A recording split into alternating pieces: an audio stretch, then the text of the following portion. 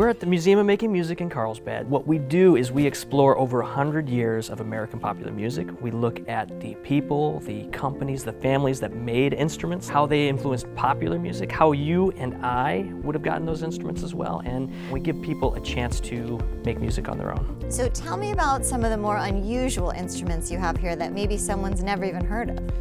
Well, we do have a theremin, and a theremin is one of the early electrified instruments, and you don't touch it to play it. You wave your hands in the air. There's two antennae, and the closer your hand gets to one antenna is the higher or lower that pitch goes, and then the closer your hand gets to the other antenna, the louder or softer the volume of the note you're playing is. So we have an interactive one here at the museum. We have a historic artifact, a 1927 theremin, so visitors can see both that historic piece, and then they can also play it for themselves. Yeah, does sound like Human noises. There's a maximum of volume that we can get, but if you just keep that hand steady, like on a regular volume, and then you control your right hand, there you go. Fender was making instruments. They made a guitar, and they called it a broadcaster.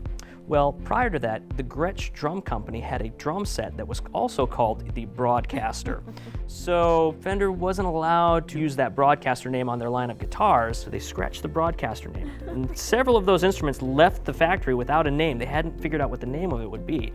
The final naming of that guitar was the Telecaster. So we have examples of all three of those instruments at the museum. I feel like for a lot of people, music is the way they connected. Do you find that kids or even adults show up here and kind of rediscover a part of themselves? Absolutely. This museum, you don't have to be a musician to appreciate it. I think everybody has that inner love of music, that you can think of that song that you heard as a kid and it kind of gives you to that nostalgic safe place, or that energetic place, or that, you know, if you want to feel sad or if you want to feel happy. Obviously the music is an international language, and we do have exhibitions here that tell the story of those global spotlights on music. We're able to make those connections here and able to let people experience that, but also to let them branch out and try it. They might not be musicians, but at least we give them a chance to see what it's like and try it out. Maybe light that spark for them.